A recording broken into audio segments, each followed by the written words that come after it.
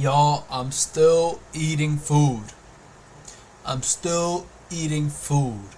But anyways, y'all, enough time is wasted. I'm not gonna I'm not gonna waste no time at all.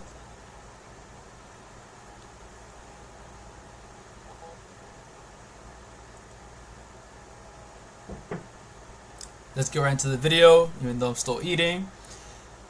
And yeah. and yeah.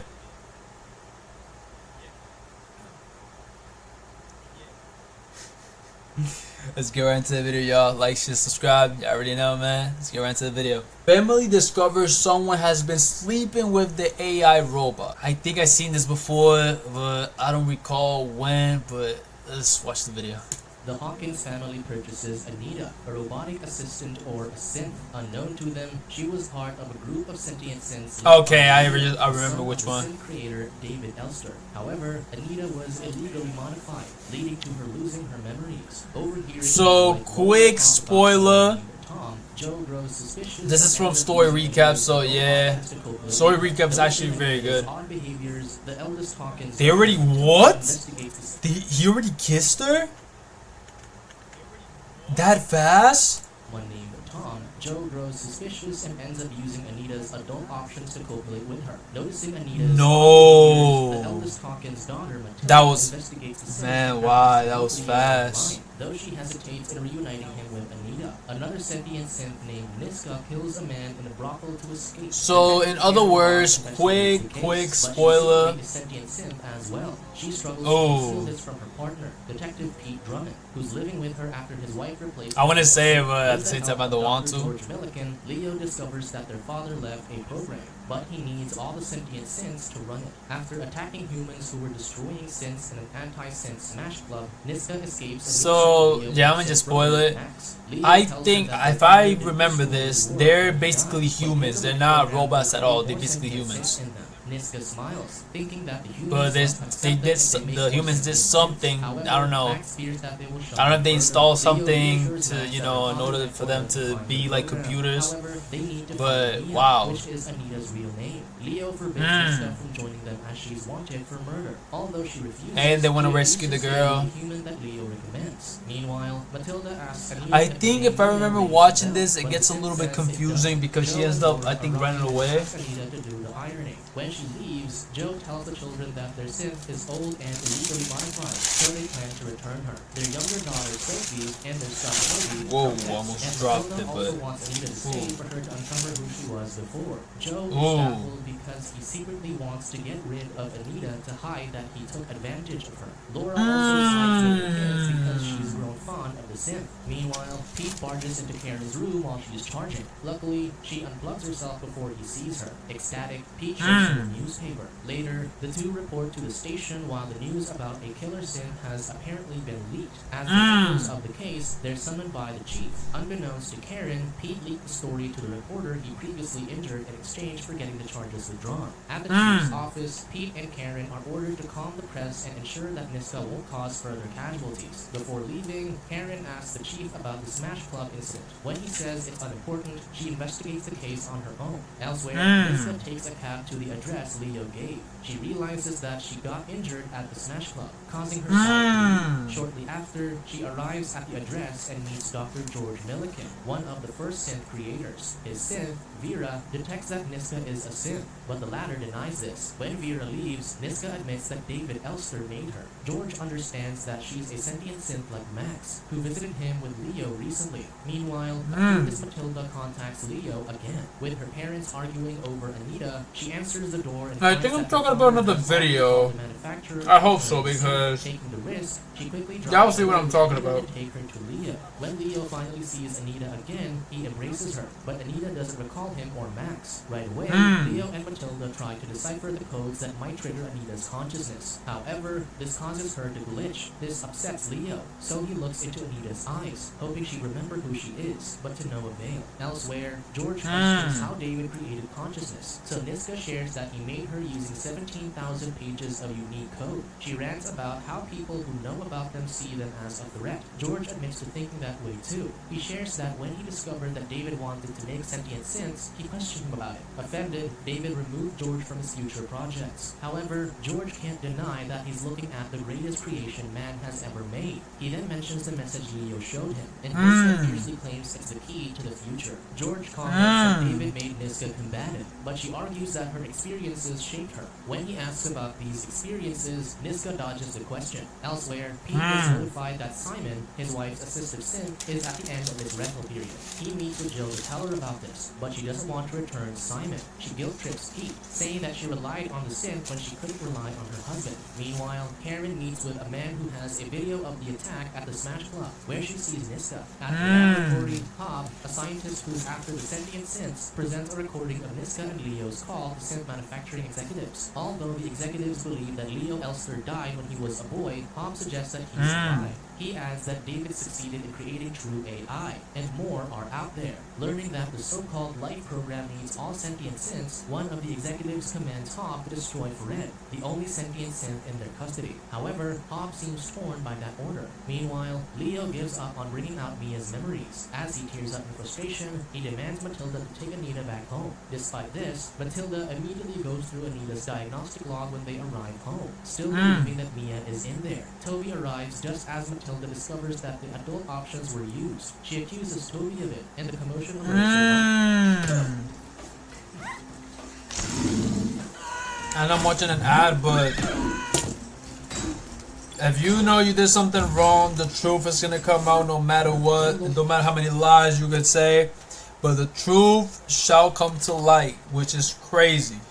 And it's true. She scolds Toby, but he denies the accusations. Suddenly, Anita enters the room, and Toby realizes the truth. Before Laura calls the shop to confirm the diagnostic logs, he admits to sleeping with Anita. Laura gets disappointed, so she sends him to bed and says they'll talk in the morning. Not long after, Joe comes home, and Laura tells him what Toby said. Nervous, Joe suggests that he talk to his son about it instead. The next day, a jogger runs into Odie, George's old synth whom he set free in the woods to avoid being recycled. The jogger reports this to the police, and Pete receives the call, recognizing the synth as he's handled Odie when he glitched before. However, when he goes to pick him up, Odie has left. Meanwhile, Leo dreams about being underwater and Anita. After waking up, he walks out, so Max tries to go with him. However, Leo says they're going separately because he's terrible at looking after them. Max reminds him that they're family and he's always tried his best. However, Leo only screams at him and leaves. At home, Joe talks to Toby about Anita, but his son asks why he had to lie about it. Joe's silence confirms his speculations, so the teen yells at him and leaves. Meanwhile, George helps Niska nurse her wound. She twitches from the pain, surprising him. Niska claims that true consciousness isn't possible without suffering or pleasure. She clarifies that she doesn't fear death, thus making her stronger than humans. However, the man counters that she can't truly live without fearing death. Suddenly, Pete visits George to discuss Odie, so Niska grabs a pair of scissors for protection. When the detectives start searching the house for Odie, Niska hides. Just as Pete is about to open the room where she is, Vera arrives, distracting him. He asks her if other synths have visited lately. She mentions seeing Odie before he disappeared, but doesn't bring up Niska. With this, Pete merely finds George for not returning Odie when he was ordered. The lie, though. Not even a lie, though. With David Elster and you know, remarks about the quick thinking. When Paul returns to his car, he finds a poster for an anti-synth rally. Later at the office, Karen tells Pete that Niska is posing as a human, surprising him. She asks him to find her discreetly because Hob might interfere. That night, Pete goes to the anti-synth rally where the speaker asserts that humans are losing their purpose because of the synths, and now they're not even safe anymore. Meanwhile, Joe admits to Laura that he copulated with Anita. He excuses that he was wrong and Anita is just a machine, but this only infuriates Laura. She then realizes why Joe wanted to get rid of Anita. Joe then redirects the problem toward Laura and someone named Tom, whom he thinks she's cheating on him with. His wife only grabs an overnight bag, screaming at Joe to leave, so he does. Meanwhile, Niska sees a photo of Hob and David, learning that they once worked together. She also discovers that she's been dubbed as a killer synth in the newspapers. At the lab, Hob shows the executives a burnt lump, which is supposedly Fred, claiming that it's the only way to be sure it's destroyed. The next day, however, Fred wakes up in Hob's house. Hob faked his death because he wants to continue David's work. He also tells Fred about the life program that that David plays in all sentient sins. He claims that he doesn't want to hold the future back and that sin shouldn't be feared. Meanwhile, Laura and the kids are still shocked by the recent events. Though Sophie thinks her father is on I think, yeah, I was talking about another video. School, Matilda asks Laura who Tom is. When she refuses to answer, she assumes that her mother is also cheating. After spending the night at his friend's place, Joe tries to talk to his son on his way to school. When Toby points out that what he did affected them, including Anita, his father gets confused as he still thinks of her as a robot. However, Toby insists that they care about her before walking away. Meanwhile, Leo hallucinates Mia and the others before collapsing. At George's house, Niska is vigilant about the man now that he knows she killed someone. However, he's sure that she won't kill him because she likes him, although she doesn't state it. George explains how part of being human is non-verbal communication, which is why he also knows she regrets what she did. Niska justifies her crimes, and although she wants to seem ruthless, George can see her guilt. Suddenly, someone rings the doorbell, and it's Odie. At home, Toby regrets confronting his father, thinking it'd be better if everyone thought he was the creep instead. His mother assures him that it wasn't his fault. Meanwhile, Fred doubts Hob since he has armed men guarding the house. Hob explains that Fred must agree to help him before he trusts him. Fred then recounts when his father gave him an injured fox. He healed the fox and freed it, but David doubted him. He couldn't understand why he underestimated him until he realized that human minds couldn't comprehend that their own creations surpassed them. With this, he knows that Hob underestimates him too. Suddenly, Fred punches through the door and chokes the guard from outside. He then takes the man's gun and shoots Hob and his men with electromagnetic bullets to escape. Meanwhile, George tries to fix Odie. Niska wonders why he cares for something that can't love him back. George explains that Odie reflects the love that he once shared with his wife, thus he is important.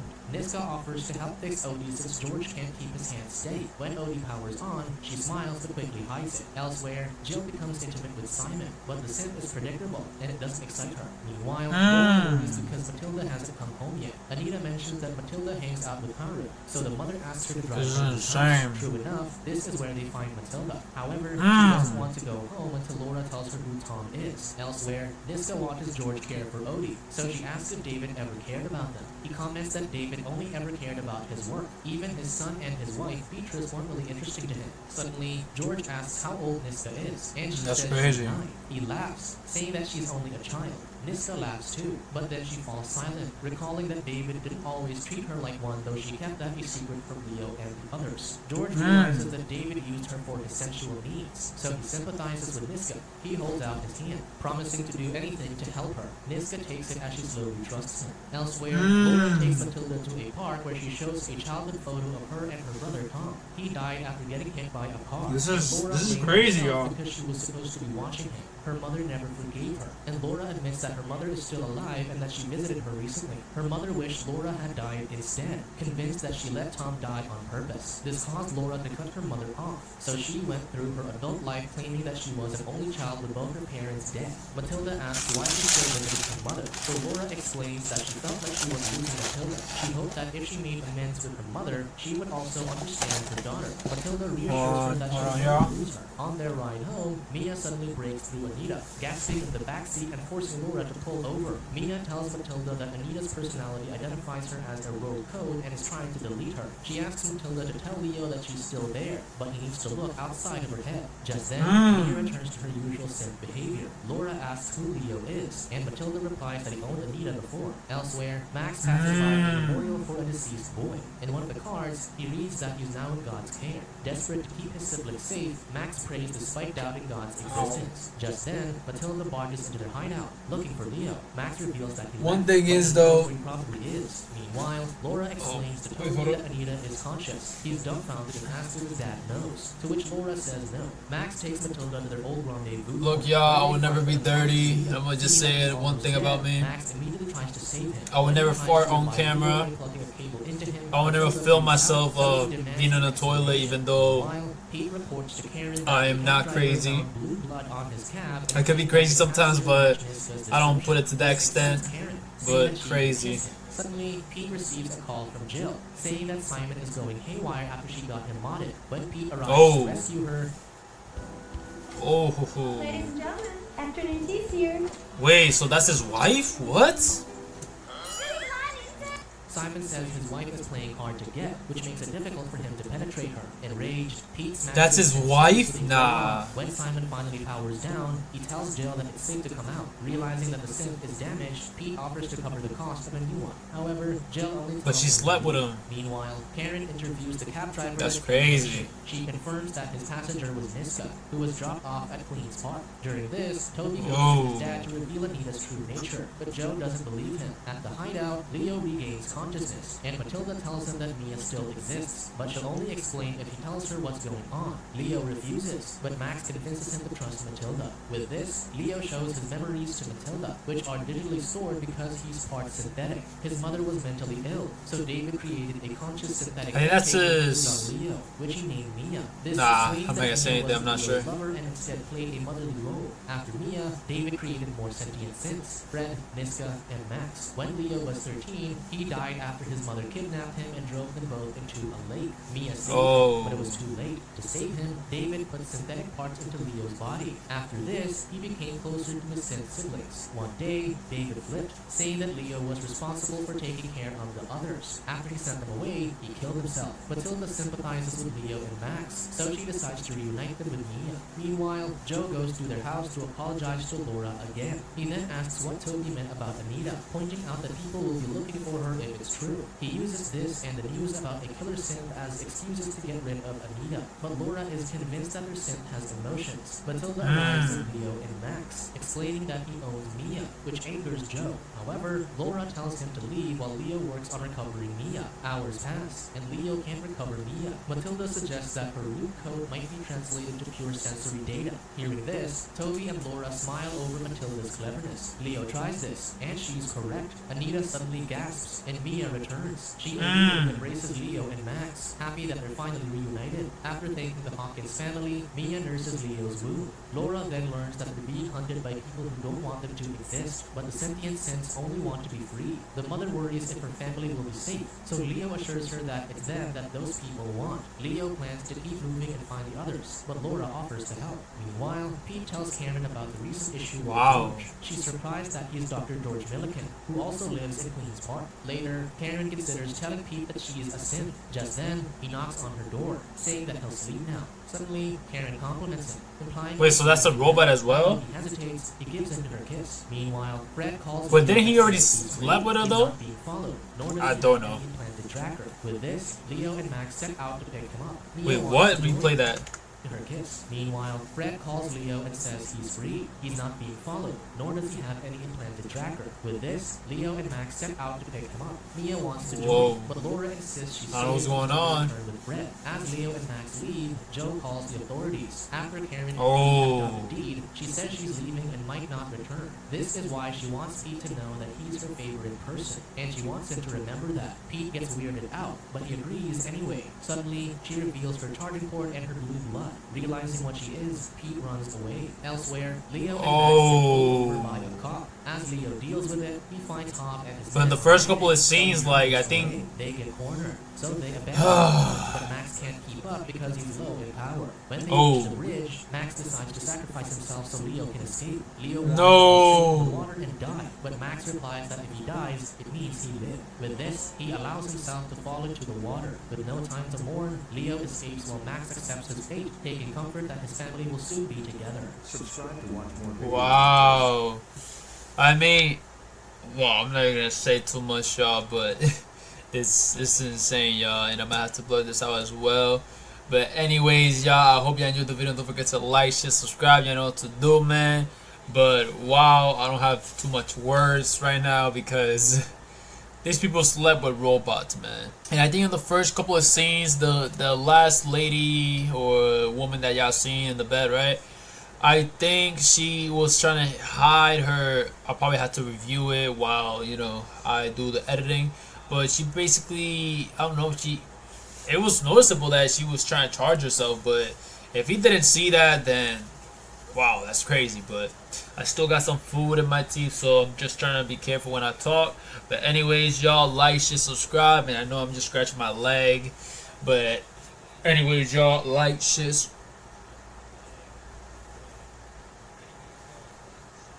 It's a ball. Like, share, subscribe. You know what to do, man. And let's get right into the next video. And God bless y'all. Let's go.